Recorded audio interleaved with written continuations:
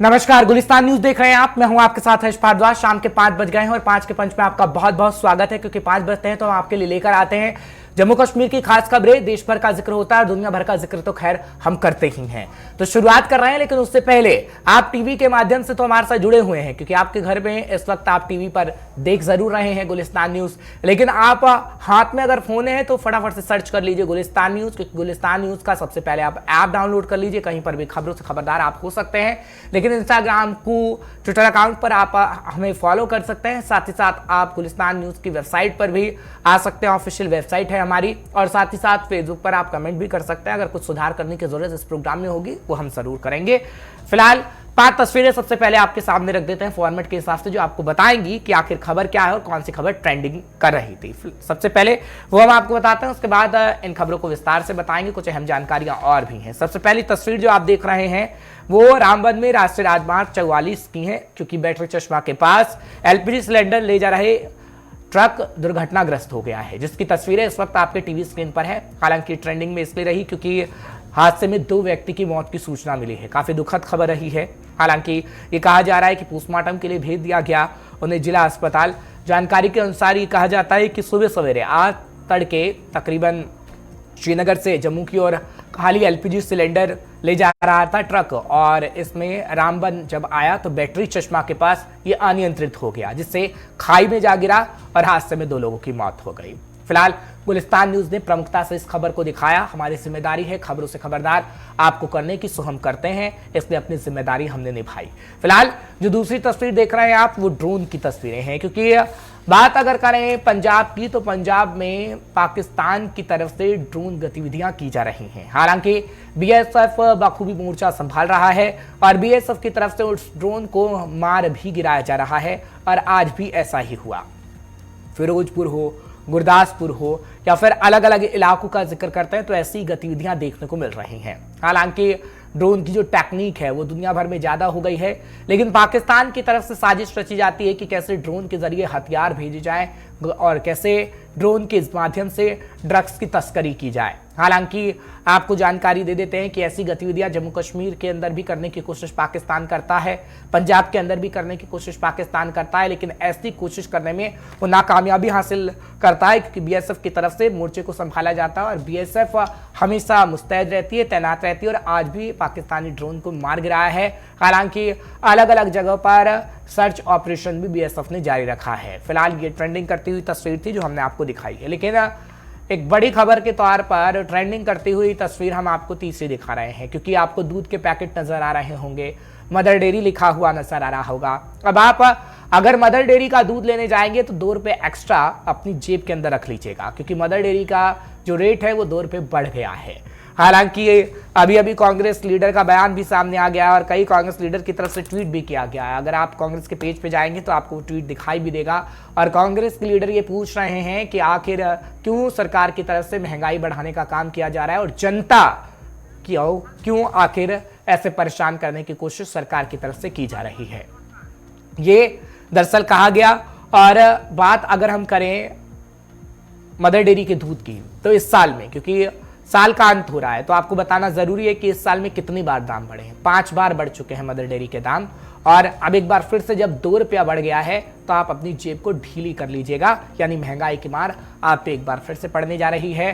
दूध सर्दी के मौसम में ज्यादा उपयोग होता है, आप चाय की चुस्कियां तो लें, लेकिन 2 रुपये अपनी जेब में ज्यादा रखें। जब दूध लेने जाना होगा उसके बाद ही आप चाय पी सकेंगे।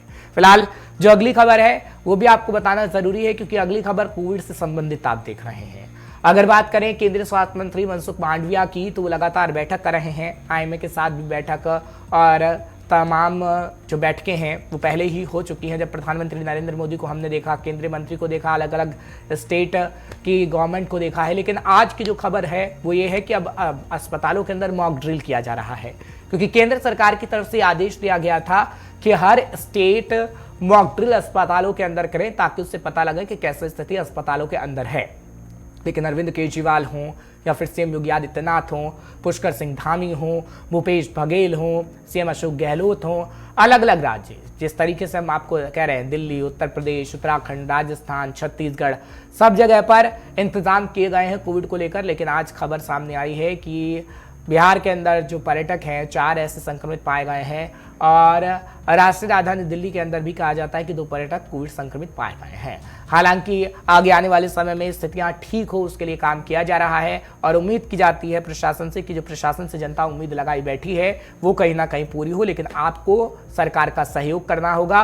कोविड का काल हम पिछले दौर में देख चुके हैं किस तरीके का रहा है और इस समय आपको अपना ख्याल रखने की बहुत ज़रूरत है।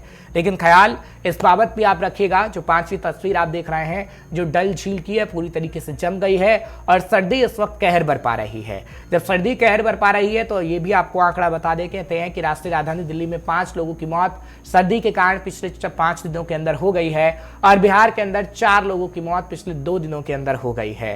हालांकि अगर बात करें मौसम वैज्ञानिकों की तो मौसम वैज्ञानिक कहते हैं कि साल के अंत तक ऐसा ही मौसम बना रहेगा और जब साल की शुरुआत होगी तब भी मौसम देखने को मिलेगा आगे आने वाले समय में ऐसा ही, जैसी तस्वीर हम आपको दिखा रहे हैं, क्योंकि घाटी में इस वक्त चिलई कलां का दौर चल रहा है। और बात अगर हम करें जम्मू की तो जम्मू में इस वक्त शीतलहर का दौर चल रहा है। हालांकि मैदानी इलाकों में भी कड़ाके की ठंड हो रही है, कोहरा लोगों को परेशान कर रहा है, लेकिन आप अलाव का सहारा ले सकते हैं। अपना ख्याल रखिएगा, ये अपील हम भी आपसे कर रहे हैं।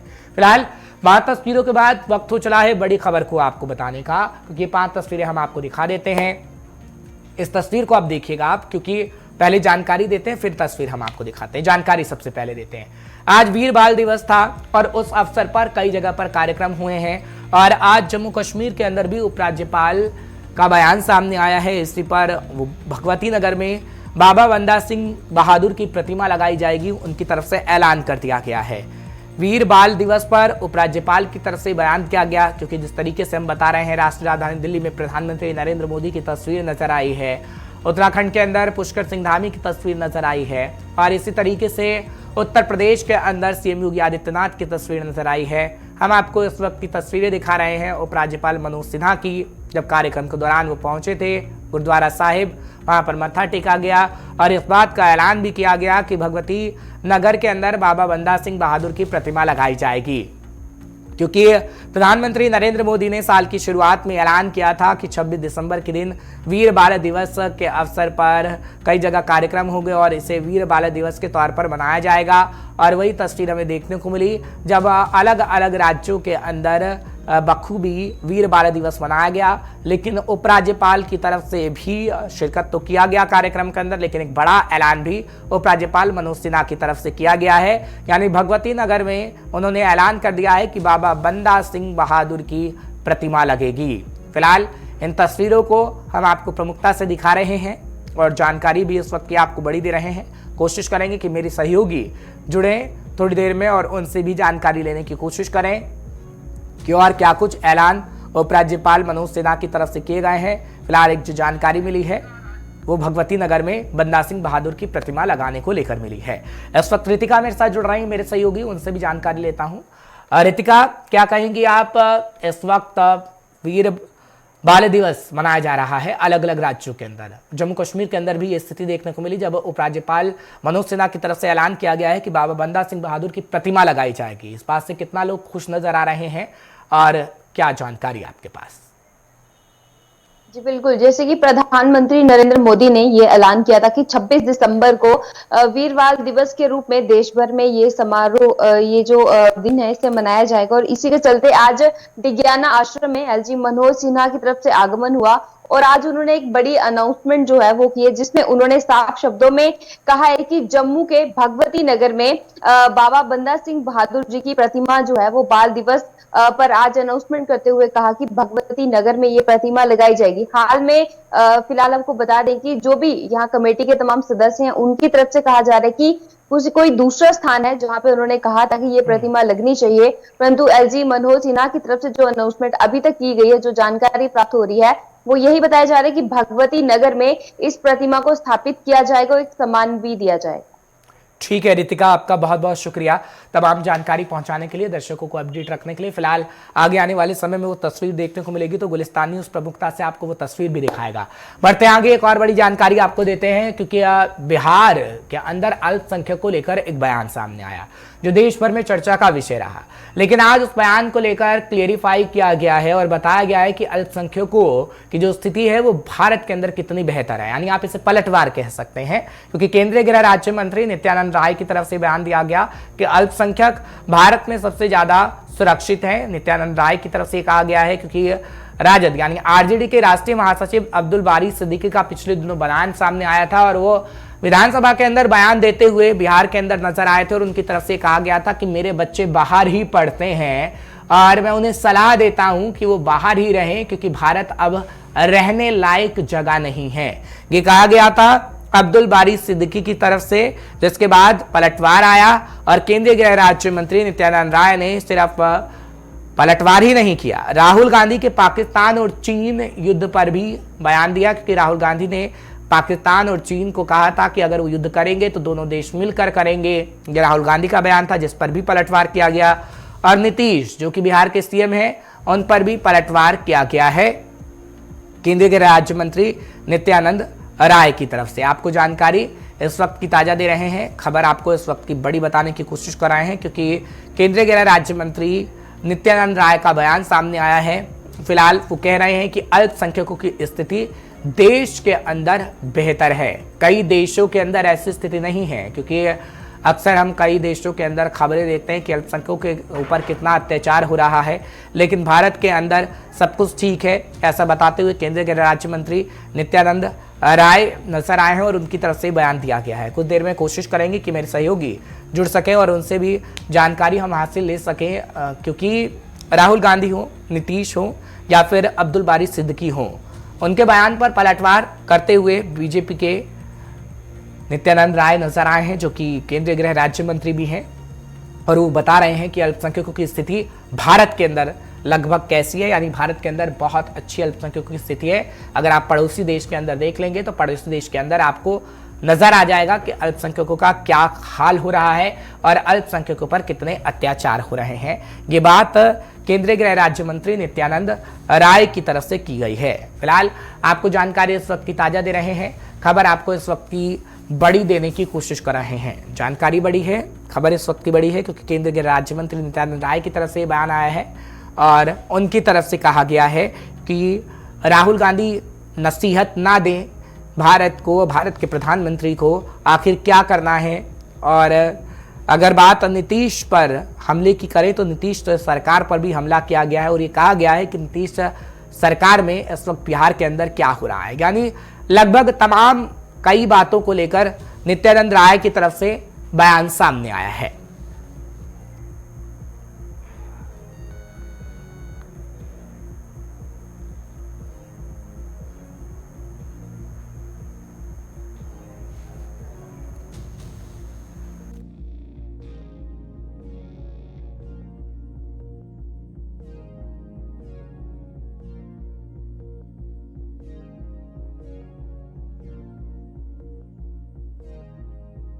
चलिए फिलहाल मेरे सहयोगी इस खबर पर जुड़ रहे हैं आसिफ रशीद, उनसे भी जानकारी हासिल करने की कोशिश करते हैं। आसिफ आपका बहुत बहुत शुक्रिया 5 के पंच में अपना समय देने के लिए। आसिफ आप क्या कहेंगे, क्योंकि एक बयान सामने आया था राष्ट्रीय महासचिव राजद के अब्दुल बारी सिद्दीकी का और वो कह रहे थे कि बिहार ही नहीं भारत अल्पसंख्यकों के लिए रहने लायक नहीं है। अपने बच्चों को भी सलाह दे रहे थे कि आप वहीं रहिएगा, भारत मत आइएगा क्योंकि भारत रहने लायक नहीं है। लेकिन आज जब केंद्रीय गृह राज्य मंत्री नित्यानंद राय का बयान सामने आया है और वो कह रहे हैं कि हाँ भारत के अंदर अल्पसंख्यकों की स्थिति बेहतर है, हालांकि उन्होंने कई और बयान पर भी पलटवार किया है। राहुल गांधी के चीन पाकिस्तान वाले बयान पर कई ऐसे बयान हैं, इन सब का क्या मतलब है जरा हमारे दर्शकों को समझाइएगा। हर्ष, जिस तरह का बयान सामने आया था ये शीर्ष नेताओं ने, हमने कई बार देखा कि इस तरह के बयान भी सिद्दीकी का था जो जनरल सेक्रेटरी है के तौर पर काम के लिए, और बिहार का जो बीजेपी का यूनिट है, चूंकि उसके हेड होने के नाते भी जवाब देना जरूरी, यहाँ पर सिर्फ मंत्री होने के नाते नहीं, बिहार की जो बीजेपी का यूनिट है उसका विशेष रूप से मुख्य नेता होने का भी एक जिम्मेदारी का सबूत देते हुए नित्यानंद राय की तरफ से पलटवार किया गया। पिछले दिनों से भारत जोड़ो यात्रा से लेकर बाकी बड़े जो कार्यक्रम हुए या देश के अंदर जो माहौल बना उसे लेकर काफी बयानात आए।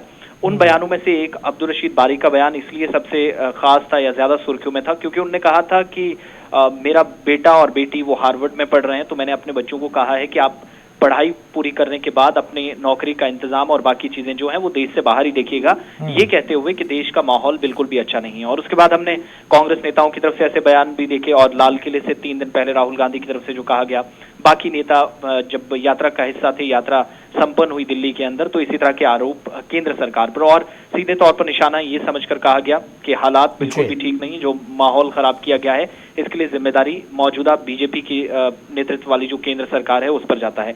उसी का पलटवार आज आया और पलटवार करते हुए सीधे तौर पर आज न केवल एक मंत्री, मैं शुरुआत में कह चुका हूं, मंत्री होने की तो जिम्मेदारी तो है ही, बराबरी की नजर सबसे देखें, उस लिहाज से भी बयान नित्यानंद राय का काफी खास भी है और पलटवार इसलिए भी सबसे ज्यादा सुर्खियां इसलिए भी बटोरा। उन्होंने सीधे तौर पर कहा कि यहाँ देश के अंदर माइनॉरिटीज की, अल्पसंख्यकों की जब बात होती है तो ये तो अपने अपने सहूलत के हिसाब से इस शब्द का या जातियों का या धर्म का नाम लेकर या विशेष लोगों का इस्तेमाल करके इस तरीके से आप अपनी राजनीति चमका रहे हैं। बल्कि यहाँ तक कि उन्होंने शोर करवाया, उन्होंने कहा कि देश में ऐसा माहौल कम से कम है कि बाकी किसी देश में आप माइनॉरिटीज के लिए बात कहेंगे कि वो सेफर हैं, सबसे सही है, महफूज हैं, सुरक्षित हैं, तो शायद वो चीजें यहाँ पर जचती नहीं हैं। भारत के अंदर कम से कम इस तरह की कोई परेशानी ना। और बीजेपी यूनिट का हेड होने के नाते एक अलग बात, लेकिन एज ए मंत्री होते हुए मैं बड़ी जिम्मेदारी के साथ कह रहा हूं, नित्यानंद राय की तरफ से जो कहा गया कि ये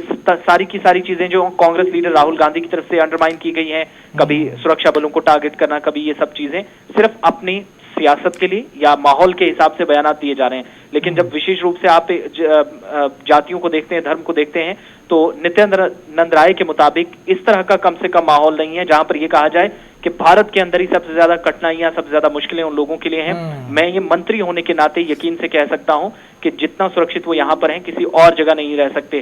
सीधे तौर पर कांग्रेस नेता और बिहार के अंदर जो हमने पिछले कुछ समय के दौरान राजनीतिक सरगर्मियां देखी हैं, तो उस हिसाब से भी उनका बयान। ठीक है आसिफ, आपका बहुत बहुत शुक्रिया, आपने समय निकाला, हमारे दर्शकों को जानकारी दी है। फिलहाल ये पलटवार था और नित्यानंद राय की तरफ से राहुल गांधी पर निशाना साधा गया, नीतीश पर निशाना साधा गया और अब्दुल बारी सिद्दीकी का तो हम आपको बता ही रहे हैं। लेकिन बढ़ते हैं आगे, बात कर लेते हैं कड़ाके की ठंड की, लेकिन उसमें पर्यटक से पटा हुआ है जम्मू कश्मीर। आपको कुछ तस्वीरें थोड़ी देर में दिखाएंगे क्योंकि पर्यटकों से गुलजार हो गया है गुलमर्ग और नए साल पर भी पर्यटकों के आने की उम्मीद जताई जा रही है।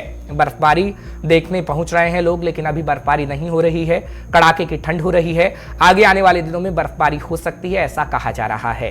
सबसे पहले हमारी संवाददाता की आप रिपोर्ट गुलमर्ग से सीधे देखिएगा और उसके बाद आपको वैष्णो देवी से जुड़ी हुई भी जानकारी देंगे। हर किसी टूरिस्ट को, हर स्टेट को हम मैसेज देते हैं, आप आए, वेलकम, हम आपके लिए तैयार हैं यहाँ पे, आप आ जाओ, घूमो, आराम से एंजॉय करो। जो ये द्रंग है ये फेमस है, इस वक्त एशिया में नंबर 1 है ये वाटरफॉल।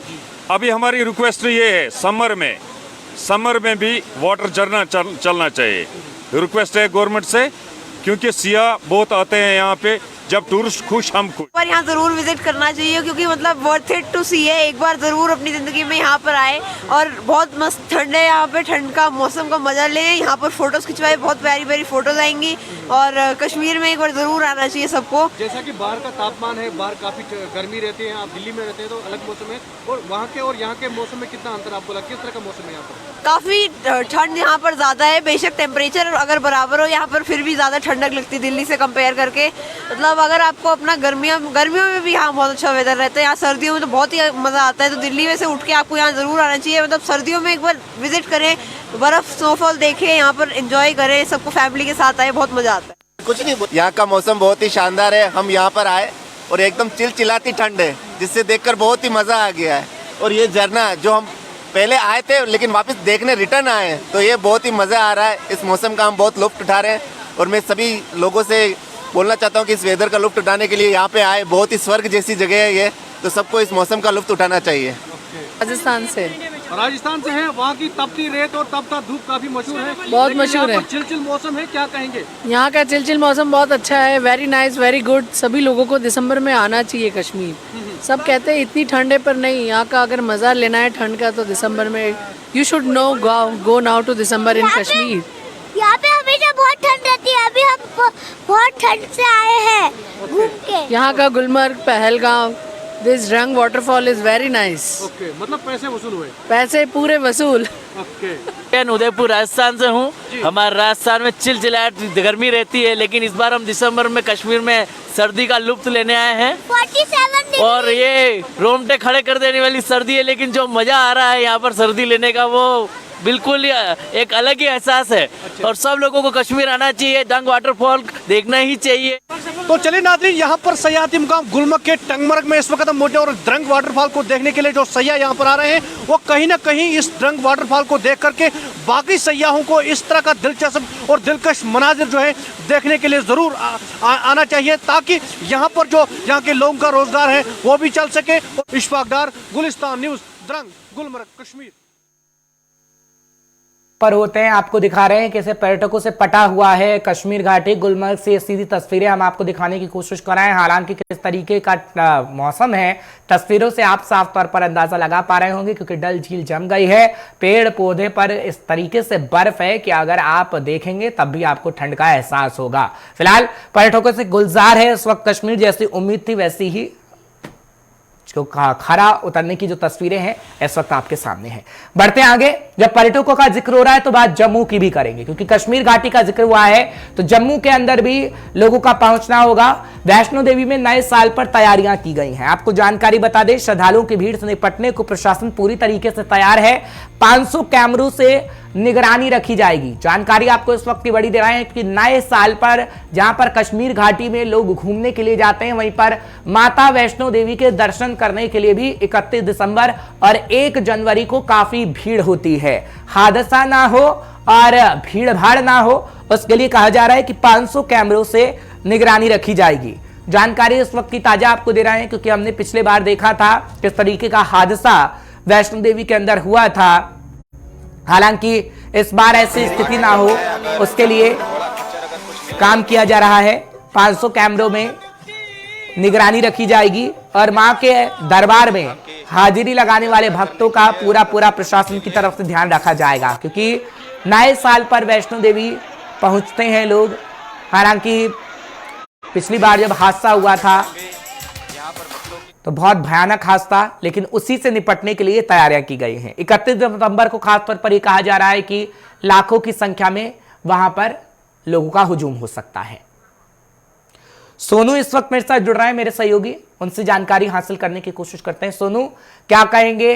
मां का दरबार है घाटी के अंदर, तो हम देख रहे हैं कि गुलमर्ग में पर्यटक बहुत पहुंच रहे हैं, लेकिन 31 दिसंबर और 1 जनवरी को पर्यटकों की संख्या लाखों की तादाद में होगी। पिछले बार जो हादसा हुआ वैसा हादसा ना हो, उसके लिए क्या इंतजाम?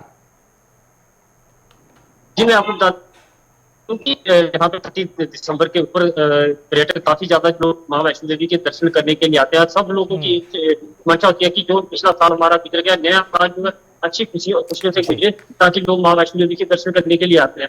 मगर पिछली बार जो 31 दिसंबर को एक बहुत बड़ा हादसा हुआ था, यहाँ पे जो दुखद हादसा हुआ था, लोग जहाँ पे खुशी मनाते थे, वहीं कटरावासी और पूरा देश भर इतना दुखद में था कि ये हादसा जो बहुत बड़ा हादसा हुआ था, उसको लेके श्री माता वैष्णो देवी श्राइन बोर्ड ने एडवाइजरी की, और वहाँ जहाँ पे जो अधिकारी हैं, पुलिस हो, सीआरपीएफ हो, जो कि उनकी एक बैठक हुई है। बैठक में इन्होंने काफी ज्यादा यहाँ पे एक एडवाइजरी जारी की कि वैष्णो देवी में जो भी श्रद्धालु दर्शन करने के लिए जाते हैं उसको कोई तकलीफ ना हो, तो इसके लिए पूरे इंतजाम कि पिछली बार की तरह कोई ऐसा हादसा ना हो, उसके पूरे इंतजाम यहाँ पे किए गए हैं।